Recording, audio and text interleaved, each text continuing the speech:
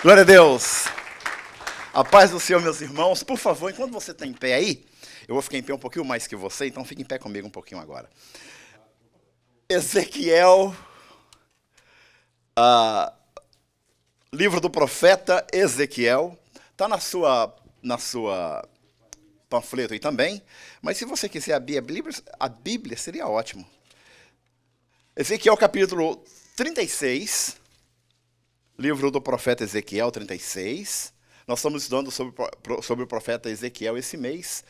Enquanto você sabe, eu quero agradecer ao Espírito de Deus, o dono da igreja, o Senhor da igreja, o nosso querido Senhor e amigo, pela oportunidade de compartilhar com o povo dele sobre a palavra dele. Ao nosso pastor, na pessoa do pastor Alci, pastor e a mesa diretora aqui, pastor Joel, que é o nosso pastor presidente do nosso ministério.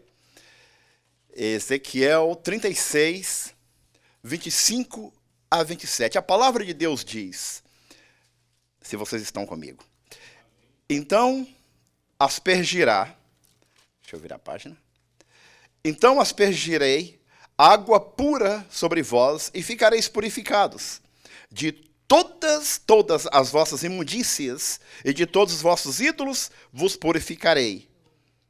Versículo 26. Dar-vos-ei coração novo e porei dentro de vós um espírito novo. Tirarei de vós o coração de pedra e vos darei coração de carne. Versículo 27. Porei dentro em vós o meu espírito com E maiúsculo, e farei que andeis nos meus estatutos, guardeis os meus juízos e os observeis. Amém. Por favor, toma o vosso assento. Bem, nós temos estudado essa nossa terceira lição no livro do profeta Ezequiel. São 48 capítulos. Geralmente, quando o pastor coloca alguns livros para ser estudados, eu gosto de ler o livro. Por quê? Porque você tem uma visão geral, você tem um esqueleto. Aí você vem na quarta-feira e os pregadores, as pessoas que ensinam, começam a colocar as carnes no esqueleto que já está na sua mente, porque você lê o livro. Ezequiel é um livro tremendo, um dos profetas maiores, e nós já vimos sobre isso quando o pastor Joel, que fez o primeiro estudo de uma forma extraordinária. Bem, aqui agora, meus irmãos, na altura desse estudo do profeta Ezequiel, lembra que o cerco de Jerusalém já havia chegado ao fim, né? Mais ou menos 2 anos havia acabado o cerco de Jerusalém, onde nós estamos aqui agora. Aqueles acontecimentos descritos em Ezequiel 24. Lembra que Deus chegou para Ezequiel? Ezequiel amava a esposa dele. Pensa num profeta que amava. Você pode ler isso entre as linhas e nas vírgulas. Se você ler Ezequiel 24, Deus falou assim, olha, eu vou tirar, sabe o quê? A delícia dos seus olhos. A delícia dos olhos de Ezequiel era a esposa dele. Só que tem uma coisa, Ezequiel, você não vai chorar. Imagina você perder alguém que você ama e não poder chorar. Eu não sei se lá das madrugadas, quando Ezequiel estava sozinho com Deus, ele falou, Deus, o Senhor deixaria só derramar umas lágrimas aqui, que a dor está muito grande. 2 horas da manhã, 11h30, a gente toma um cafezinho com pão com manteiga, antes de dormir, a gente faz isso com a Cirlei, né? A gente toma aquele cafezinho com pão com manteiga, e de repente Ezequiel não tinha a esposa dele para tomar aquele cafezinho com pão com manteiga ou com pão de queijo, antes de dormir. Era difícil. Aí, isso era só profecia do que Deus estava mostrando para o profeta o que iria acontecer. Bem, isso tinha acabado. Aqui agora, Deus fala com o profeta que ele ia julgar algumas nações. Não mexa com o povo de Deus. Se você tocar num crente, num justo, você está tocando em Deus. E você não tem para onde correr. Não tem por onde subir, que ele está lá em cima. Até o inferno ele manda, ele tem a chave do inferno. Apocalipse 1:18, as chaves do inferno estão com ele. Satanás é inquilino lá. E qualquer coisa, Jesus pode até fazer o eviction dele. E agora Deus fala para Ezequiel que vai julgar 4 nações. Os amonitas, Amon, Moabe, Edom e Filístia. Na página 1 do seu coisa. Eu acho que é bom nós gastarmos 2 minutos só para ver sobre essas nações. Algumas vezes a gente lê algumas coisas na Bíblia e passa por cima, né? Por exemplo, você já pensou quem foi Amon? De onde vêm os amonitas? Sabe de onde eles vêm, os amonitas? Eles são da descendência de Ló. né? Lembra do Ló, né? O sobrinho do Abraão. Os amonitas, eles eram um povo bagunceiro, quebrava tudo, qualquer semelhança, deixa pra lá, quebrava tudo, era um povo onde os amonitas chegavam, e o pior, a história fala que eles quebravam o que era deles. Eles chegavam na cidade deles, quebravam o que o próprio supermercado, que amanhã eles teriam que ir comprar. Existem alguns países que têm esse tipo de gente. Obviamente não é no Brasil. Então, esses são os amonitas. Amonitas quer dizer oculto, escondido. Era um povo que eles maltrataram muito a Israel. Cuidado quando você fala de um justo. De Deus não se zomba, é filho de Deus. Já pensou se alguém bateu no seu filho? Você vira um leão, não vira? Pois Deus já é leão, Jesus já é leão. Mexe com o povo dele. Você vai pagar. Aqui ou no céu, no inferno, algum lugar. O que o homem planta, ele colhe. E os amonitas mexeram com o povo de Deus. Então, o outro povo que Deus ia julgar, outra nação, são Moabe, os moabitas. Esse povo habitou ali na região do Mar Morto, lá em Israel, né, naquela região por ali, e era um povo terrível também em maltratar o povo de Deus, em maltratar Israel. A próxima nação que Deus ia julgar é a nação de Edom, os edomitas. Edom quer dizer vermelho, escarlate. Eles vêm de Esaú. Você lembra lá em Atos 22, quando o apóstolo Paulo foi preso? E o apóstolo Paulo apela para César. Ele não precisava apelar para César, ele ia ser solto. Só que como cidadão romano, ele tem direito, por lei, de apelar para César. É um direito que cabe ao cidadão romano. Mas Paulo não queria falar com César. Para ele chegar a César, ele tinha que passar pelo rei Agripa. O rei Agripa, diz os bons estudiosos, que era um cara que conhecia muito da lei judaica, e ele era um pouco judeu também, tinha algum sangue de judeu na DNA dele. Tanto é que quando Paulo, lá no capítulo 25, chega diante do rei Agripa, e esse era o objetivo do apóstolo Paulo, ele fala: ó rei, eu sei que tu entendes dos profetas e da lei, não é, rei? E ele não pôde falar nada. Aí lá pelo finalzinho, o rei Agripa fala: Paulo, por pouco você não me torna um cristão igual você. E o Paulo falou: rei Agripa, o senhor sabe, o senhor morou em Israel, ele foi criado, ele morou em Israel, ele era bisneto daquele lá de Atos 12, que matou o Tiago, e o senhor conhece isso, mas não só o senhor tornar-se como nós, como cristãos como nós, menos essas correntes, que o Paulo estava preso, obviamente. Diz que o rei Agripa era o último descendente dos edomitas, que lá de Saul, lá de trás. E esse povo, os edomitas, o povo de Edom, eles maltrataram muito, muito o povo de Israel. E a outra nação é a Filístia, que são os filisteus. Os filisteus são arqui-inimigos. A história descreve, Flávio dos Joséfos descreve os filisteus como arqui-inimigos de Israel. Pensa numa nação que quer acabar com Israel. E essas 4 nações que mexeram com Israel, agora Deus está falando com Ezequiel. Fala com eles, que isso não vai ficar barato, vai ficar caro. Descendo por aí, irmãos, no capítulo 33, nós vemos que Deus começa a repreender, então, os falsos pastores que abandonaram o rebanho de Deus para apacentar a si mesmos. É uma outra profecia que Deus dá contra as pessoas que mexem com a igreja do Senhor Deus, né? E num deles aí, ele dá no capítulo 34, versículo 23 do livro de Ezequiel, ele fala sobre Edom também, fala sobre o Monte Seir novamente. E quando você, entrando no finalzinho na sua apostila aí, nós entrando no capítulo 25, aí agora vem mais em detalhes o que Deus vai fazer com essas 4 nações. Do versículo 1 ao versículo 25, ao versículo 7, ele fala que Amon vai plantar, mas não vai colher. Porque eles mexeram com o povo de Deus. Mexeram comigo, Quem mexe com o povo de Deus, mexe com a menina, com a pupila dos olhos de Deus. É tocar no olho dele. Colossenses 3. A palavra de Deus fala que nós morremos e a nossa vida está oculta em Cristo, escondida em Cristo. E Cristo está escondido em Deus. Você está escondido em Cristo, a igreja do Senhor Deus. É bonito, né? E Deus, então, manda o profeta Ezequiel falar com Amon, que eles podem plantar, mas outros vão colher. Outros vão aproveitar o que eles fizeram com o povo de Deus, eles vão pagar. E a profecia que ele faz no capítulo 25, de 8, versículo 8 ao versículo 11, contra Moabe, está aí na sua apostila também, que ele vai sair da memória do mundo. E saiu. Deus falou, não reconstrua a Babilônia. Você sabe quem tentou reconstruir Babilônia, e o presidente desse país acabou com ele e com os filhos dele, porque Deus falou para não reconstruir. Saddam Hussein. E o George Bush matou ele. Pronto. Falei. E ele...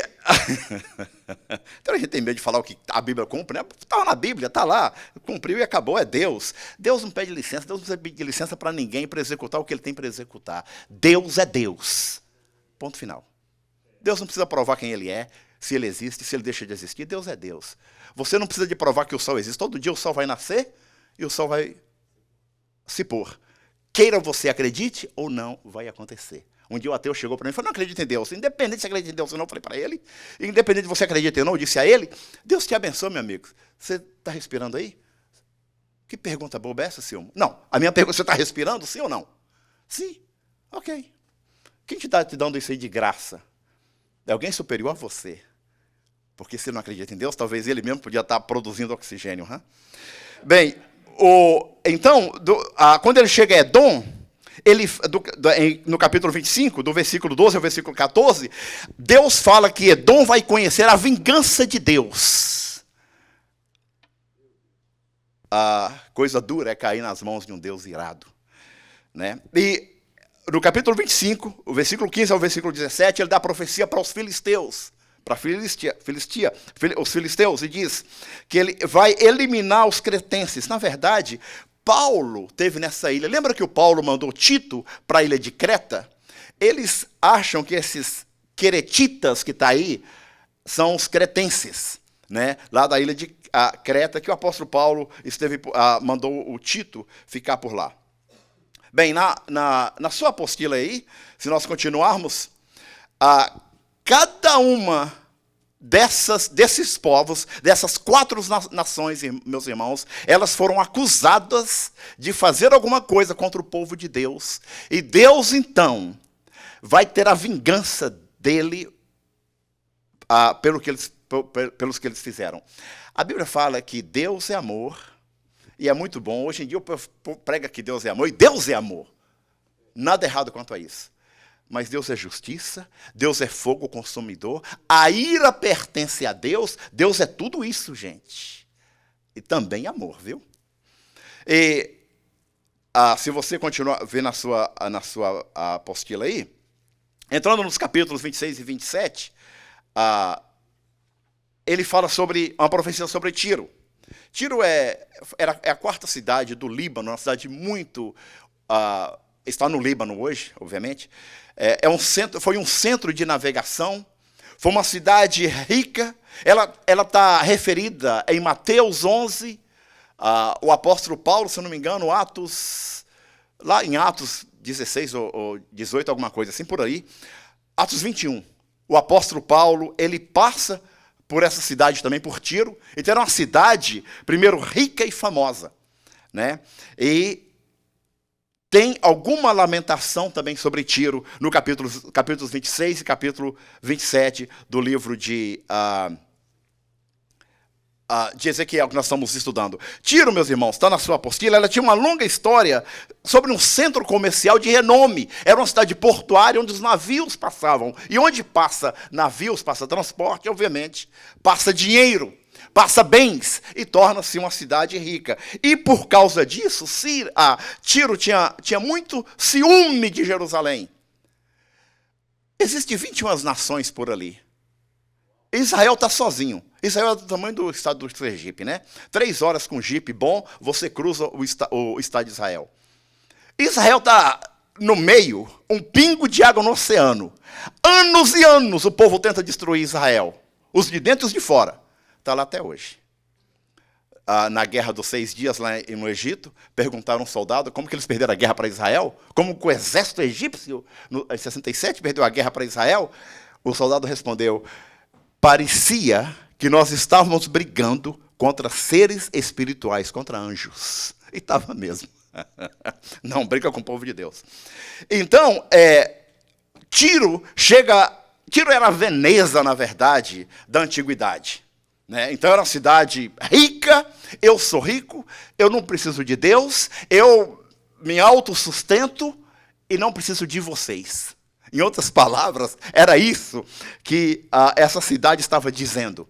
E Deus falou, cuidado, não existe ninguém autossuficiente. Pode até falar, esse nem Deus afunda, vai afundar. Qualquer iceberg aí acaba com ele. Nem Deus me impede de ser presidente, pode até ser eleito, mas não sobe a rampa, porque brincou com Deus. Com Deus não se brinca. Né? E Deus fala sobre a destruição de Ciro, na verdade, Isaías 23 também menciona a destruição de Tiro. Né? E é interessante que isso aplica para nós. A história fala que Tiro brincava com as coisas de Deus, com as coisas sagradas, com as profecias, com os profetas. Né? A história secular conta sobre isso. O que se planta, se colhe. Você não pode pegar uma manga de um pé de laranja. Se você plantou manga, você vai plantou uma mangueira, você vai colher uma manga. Não é verdade? Então, meus irmãos, descendo aí na sua apostila, e no versículo 2, Deus fala de exaltar a Jerusalém. Né? E Tiro tinha uma frota muito forte de navios, e é muito importante a gente notar isso, porque quem tinha transportes antigamente era rico, pessoas ricas. Um bom exemplo é o Jó. Você já notou que o Jó tinha jumentas e não jumentos? Você sabe, se você é do interior, que a gente prefere ter jumenta, feminino, porque ela transporta mais, ela bebe menos água. O Márcio sabe disso. O jumento é mais fraco.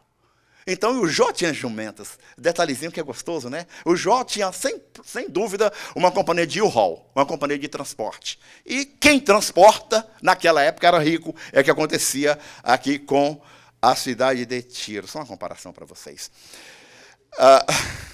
Então, seguindo na sua apostila, meus irmãos, os versos 11 aos versos 19 do capítulo 28, parece que existe um hino fúnebre para Tiro, né? Porque chegou a hora de Deus. E quando Deus se levanta, ninguém fica em pé, porque Deus é Deus, Deus é Senhor. Isaías tem uma citação que a gente devia ler, Isaías 14, e está na sua apostila aí, fala assim, como caíste desde o céu, ó estrela da manhã, filho da alva, referindo a Tiro, como foste cortado por terra, tu que debilitavas as nações, e tu dizias no teu coração, eu subirei ao céu, acima das estrelas de Deus, exaltarei o meu trono, e no monte da congregação me assentarei aos lados do norte, subirei sobre as alturas das nuvens, serei semelhante ao Altíssimo. Obviamente, isso aqui tem uma referência ao Satanás, a Lucifer, quando ele quis chegar ao nível de Deus. A glória de Deus, Deus não compartilha a glória dele com ninguém. A glória de Deus, tudo que nós fazemos, se Deus te abençoa, se Deus te prospera, thank you. Se Deus te prospera, eu ia falar progride. Se Deus te prospera, a glória de Deus. Tudo é dele, tudo é através dele, tudo é por ele, tudo é dele. E se você doar, se você dá a bênção que ele te dá, ele enche mais. Lembra do Abraão? Eu vou abençoar os que te abençoarem, Abraão. Então você toma uma bênção. A bênção vai chegar em você, mas não vai ficar em você. É para você dar para os outros. Né? Glória a Deus por isso. Descendo na sua apostila, você sabe que a profecia de Ezequiel aí, na destruição de Tiro, que nós estamos falando aqui, ela foi cumprida por Nabucodonosor, está lá em Ezequiel 29, do versículo 17 ao versículo 21. Não vamos ler para a gente ganhar tempo aqui. E também por Alexandre o Grande. Lembra, quem gosta de história, no ano 332 a.C., Alexandre o Grande, esse rapaz aqui foi aquele que matou a mãe lá, para ver de onde ele tinha vindo. Morreu novo, mas foi um grande general. Lá no finalzinho, mesmo no capítulo de Ezequiel 28 aí, nós vemos que, eu vou ler aqui para você, tá também na sua apostila, antes da sua queda, Satanás era de fato uma bela criatura. Nós acabamos de ler a beleza dele, uma estrela da manhã, lá em Ezequiel 28, 12 e 13. Né? Ele foi mais belo e poderoso de todos os anjos. E aqui diz, a frase querumbi guardião, possivelmente, indica que Satanás era o anjo que guardava a presença de Deus. Eu não sei. Esse é um bicho burro, com todo respeito ao Satanás. Não respeito, não. Porque um ser que está diante de Deus, diante da presença de Deus, do Deus Todo-Poderoso, fazer o que ele fez, pelo amor de Jesus, é falta de inteligência, né? Ele podia estar lá aprendendo com Deus até hoje e continuando lá adorando o Senhor Deus. Bem, aí vai para Apocalipse 20:10, que nós temos a rebelião que aconteceu lá no céu, referindo Deus. Aqui está referindo Tiro com Satanás, né? Nos capítulos 24 aos capítulos 32, aí na sua apostila, tem 3 capítulos aí relativos a Tiro e ao seu rei, e ao rei de Tiro. Aí também tem referindo a Israel e ao rei, ao Egito e ao rei do Egito também, que mexeram com o povo de Deus. Ninguém que mexe com o povo de Deus pode atacar até pelas madrugadas, mas Deus vai revelar no sol da justiça. Sol da justiça, como diz no Salmos, é o sol do meio-dia, para que todos vejam. Talvez você nem quer ver. Para você está tudo bem. Deixa para lá. Mas para Deus, não. Deus vai fazer acontecer. Né? E, irmãos, e aqui diz que, considerando que o Egito era um grande poder mundial que governava nações e aspirava ao domínio universal, está em Ezequiel 29:15, na verdade, o Egito era o que os Estados Unidos é hoje, né? A língua universal é o inglês, o dinheiro comercial é o dólar, os filmes, onde se você for para a China, para Almenara, você vai ver filme de Hollywood, onde você for. Então não adianta, pode falar mal da América, pode ter inveja, pode ter isso que for, mas você vai ter que beber dessa água, acabou.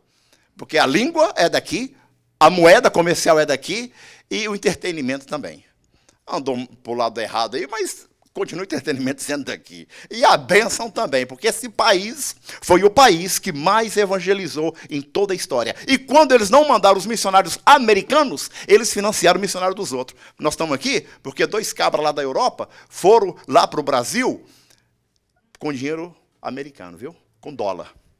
Né? E pregaram a palavra. Mas não eram americanos. Então, meus irmãos, e tem algumas coisas que falam sobre o juízo aqui sobre o Egito. Um deles, que é Faraó, é como um monstro marinho ou crocodilo. E seria lançado para fora para ser devorado. Deus dá umas profecias bem pesadas, né? Uma outra coisa aqui, o Egito seria entregue a Nabucodonosor como recompensa pelo seu cerco inútil a Tiro. Está lá no capítulo 29, 17 a 21. E o Egito seria vencido. Né? Os braços, e Deus deu outra profecia, que os braços do Egito seriam quebrados pelo rei da Babilônia, lá de Iraque. Hoje, né? Iraque hoje. Então, numa alegoria, diz aqui que o faraó, o cedro magnífico, é cortado. Você não tira um cedro da mão de um rei. Mas Deus, sim. Porque não existe ninguém acima de Deus. Não existe reis acima de Deus. Aí fala sobre a lamentação sobre Faraó e fala sobre o cântico fúnebre lá em Ezequiel 32. No capítulo 33 de Ezequiel, e está na sua apostila, é interessante que aqui fala do dever do atalaia. Irmãos, Ezequiel, ele não nasceu para ser profeta. Ezequiel era da família de Levi. Então ele ia ser sacerdote. Outra coisa, para nós aqui, pessoal da internet aí, o Ezequiel, ele era do tronco da árvore genealógica de Arão. Porque, segundo Levítico 18, para você ser sacerdote, não era só necessário você ser nascido na tribo de Levi, mas tinha que ser da árvore de Arão.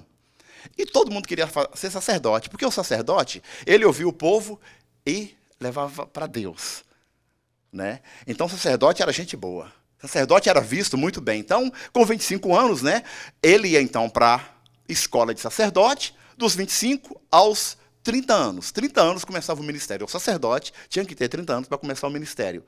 Jesus começou o ministério com 30 anos, né? Mas Jesus não era da tribo de Levi e foi sacerdote também. Porque o sacerdócio do nosso querido Senhor veio de uma linhagem muito mais alta, Melquisedeque, que ninguém sabe de onde veio. E vocês estudiosos que estão falando outras coisas por aí, a Bíblia não fala de onde veio, porque o sacerdócio de Cristo Jesus está muito mais alto do que o sacerdócio levítico. Então, esse cabra, com 25 anos, pronto para ir para a escola. Com 30 anos é exilado, aí vai começar o sacerdócio. Onde?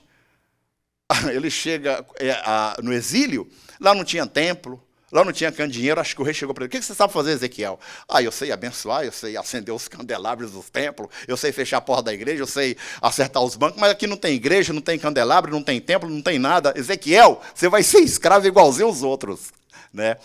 Mas, e ninguém queria ser profeta. Me fala um profeta que falou, aleluia, eu sou profeta.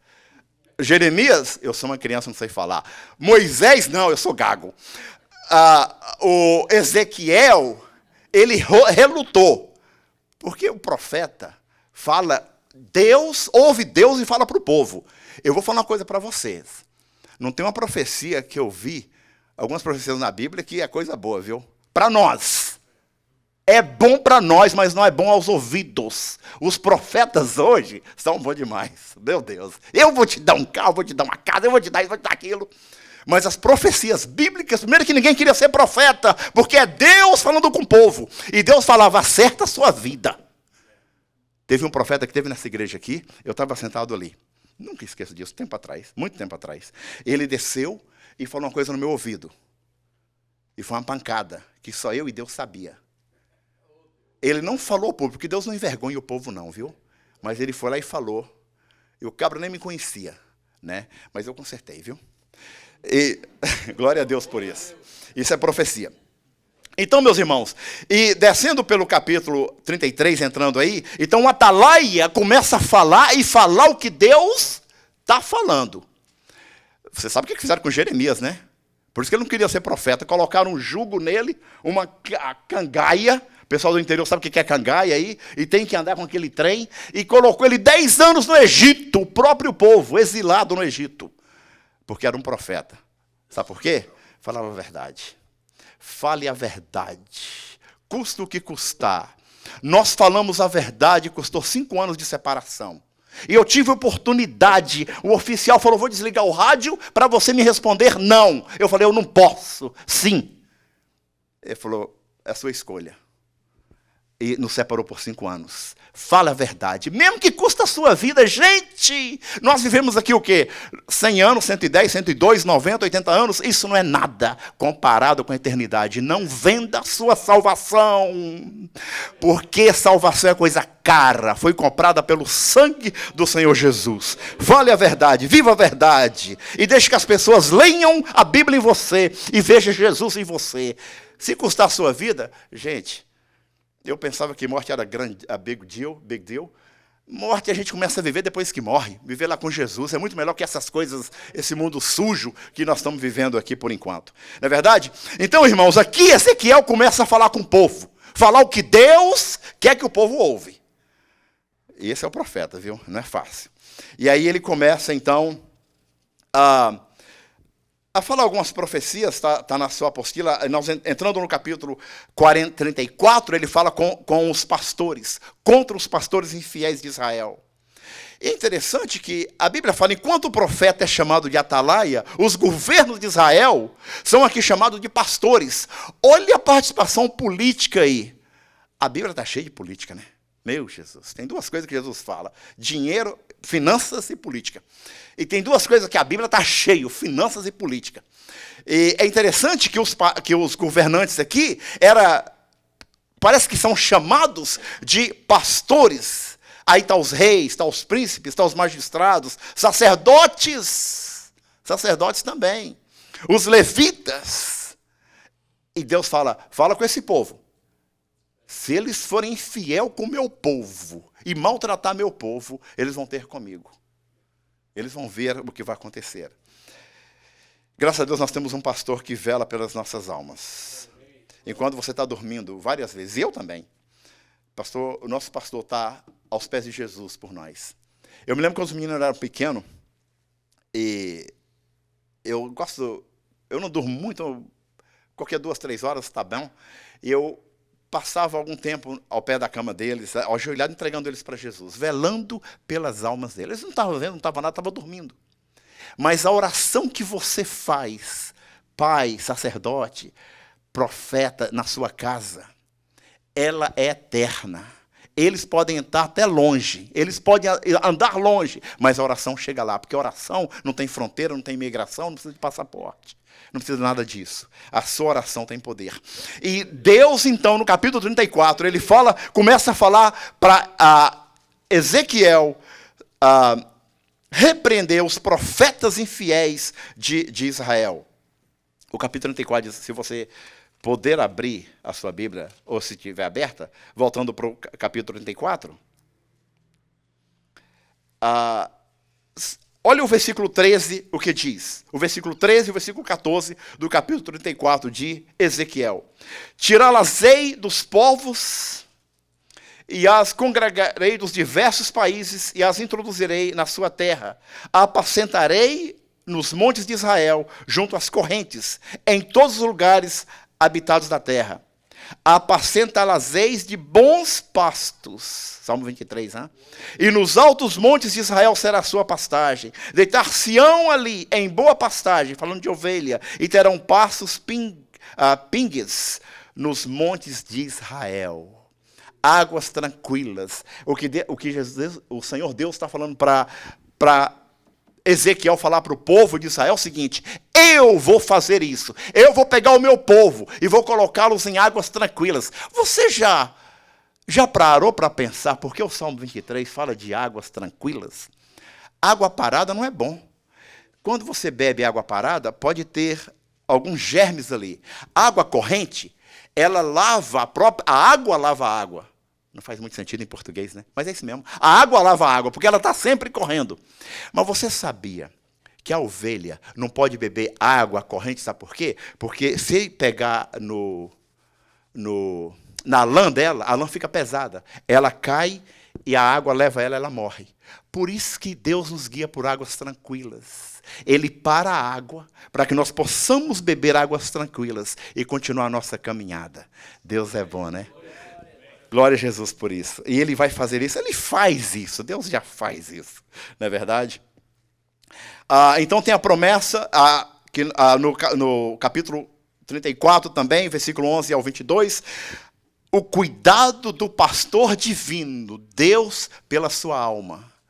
Deus vela pela sua alma enquanto nós dormimos.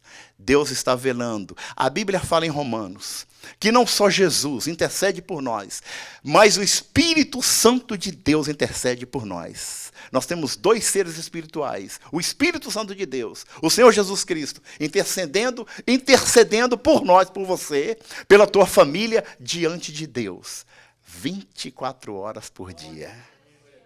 É gostoso saber disso, né? Só estou relembrando aos senhores, eu sei que os senhores sabem disso, mas é bom relembrar as coisas de Deus, é bom pensar no céu, pensar nessas coisas. E aí vem, no capítulo 34 também, a questão da nomeação de Davi como pastor. É claro que Davi, irmãos, tipifica o Senhor Jesus, né? O Jesus é da descendência de Davi. E é claro que o que está falando aqui, que o nosso pastor, o Senhor Jesus, nosso pastor supremo, né, aqui está tipificando em no capítulo 34, versículo 23 ao versículo 31, que é um pastor misericordioso, sublime, e ele fala que efetuaria de modo perfeito os propósitos de Deus na nossa vida, na plenitude dos tempos. O filho do grande Davi, maior que ele, diz aí, surgiu como bom pastor e deu a vida pelas ovelhas, o Messias, que é chamado Davi. Entende? Então, esse é o Senhor Jesus, o nosso pastor. Isaías 55, versículo 3, também está aí na sua apostila. Ele fala que inclinai os vossos ouvidos e vinde a mim. Ouvi, a vossa alma viverá. Porque convosco farei uma aliança perpétua, dando-vos as firmes beneficências de Davi. Toda herança, Davi tipifica Jesus.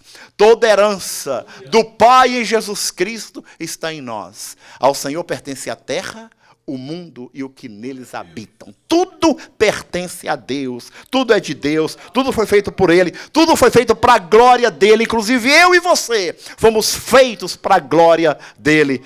Glória a Deus por isso. Entrando no capítulo 35, tem alguma profecia sobre o Monte Seir, que está no Mar Morto daqui a 2 anos, se Deus quiser, em nome de Jesus. O pastor João já falou. Nós vamos estar lá no Conad, né? Aí a gente chega lá um pouquinho mais cedo, para dar uma passadinha nesses lugares. Eu mais tarde, não sei. Aí o pastor Cássio resolve ir com vocês lá. É um bom guia. Falando hebraico.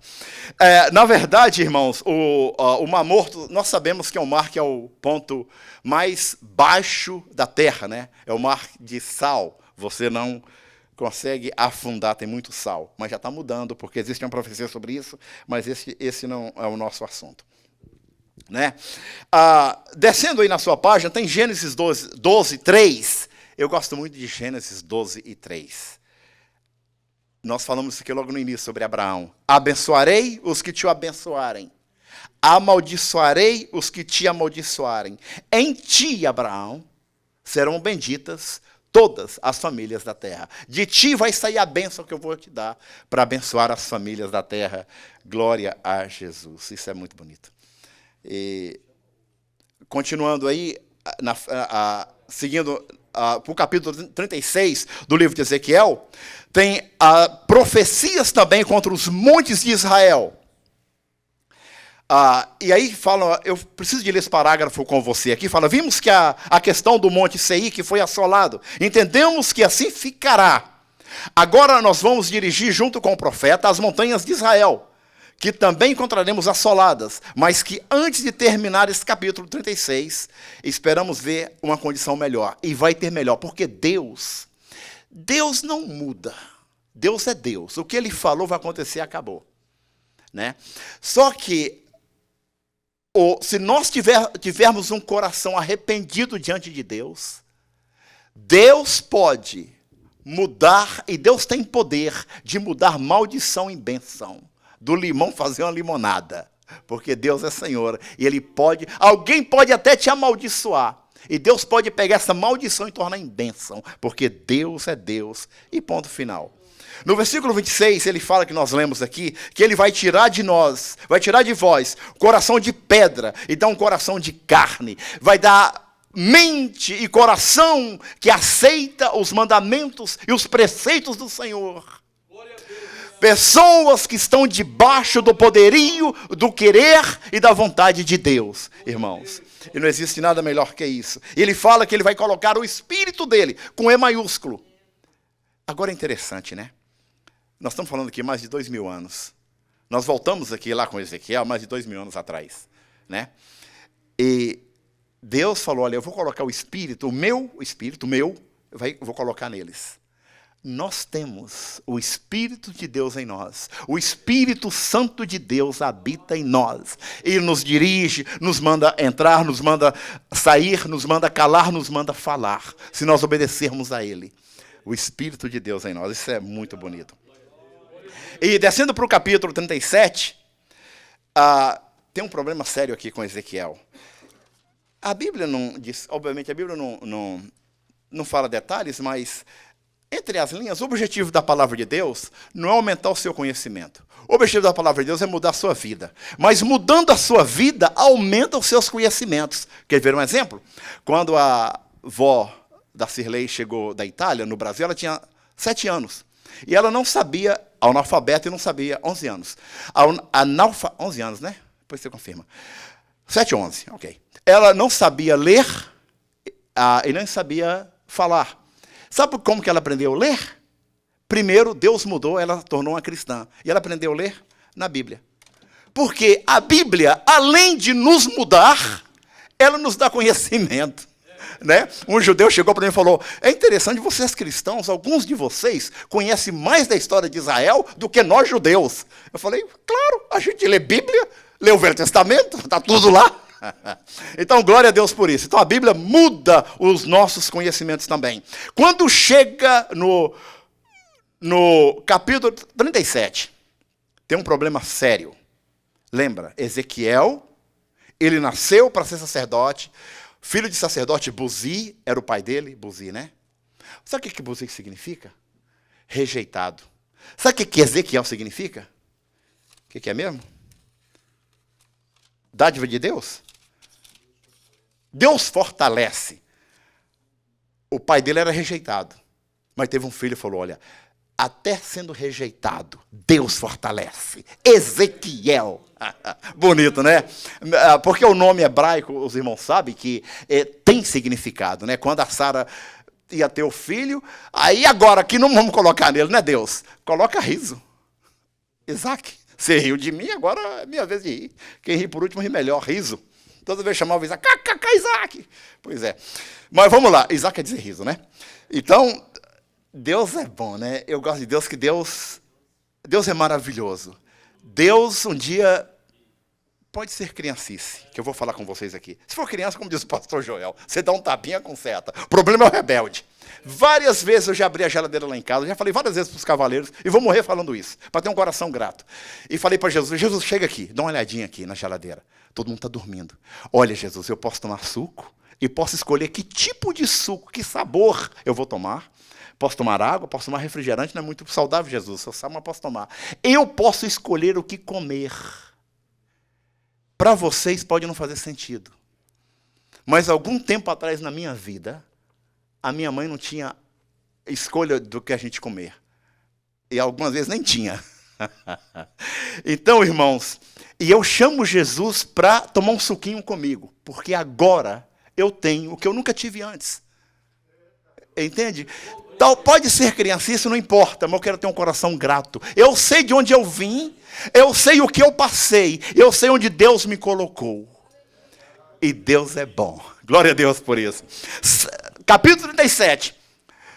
Ezequiel nasceu para ser sacerdote, cresceu para ser sacerdote, filho de sacerdote, filho da tribo de Levi, do tronco da árvore genealógica de Arão, tinha que ser, Levítico 18. E agora Deus manda ele mexer com morto, osso seco. Sacerdote não pode tocar em morto, lembra? Sacerdote molha o sangue na orelha, no polegar direito e no dedão direito. Você já parou para pensar por que Deus manda fazer isso? Estranho, né? Negócio de sangue na orelha, no dedão. Porque o sacerdote ouve Deus.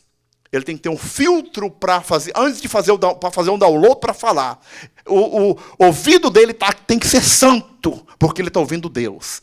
Você é o sacerdote da sua casa. Seu ouvido tem que ser santo, para ouvir Deus, para falar com sua família. Ele tinha sangue no polegar, porque o sacerdote sacrificava. Ele tocava em coisas santas. Ele tocava em dízimo. Cuidado. Não mexa com as coisas de Deus. O dedo tinha que ser santo. E tocava sangue no dedão aqui do pé. Porque o sacerdote, você é o sacerdote da sua casa, ele pisa em lugar santo. Tem lugar que não é para você e eu pisar. Cuidado onde você pisa. Porque você pode trazer maldição para a sua casa. E você é responsável pela sua igrejinha, que é a sua casa. Que é a igrejona, né? As famílias reunindo. Glória a Deus por isso. Mas Deus manda então, e aqui a esperança de Ezequiel de ser sacerdote, eu acho que morreu. Ele chegou no vale dos ossos secos. Mas eu vou falar uma coisa para você. Algumas vezes, o nosso pensamento, nós vivemos toda uma vida planejando ser isso, fazer isso, construir isso e ser aquilo.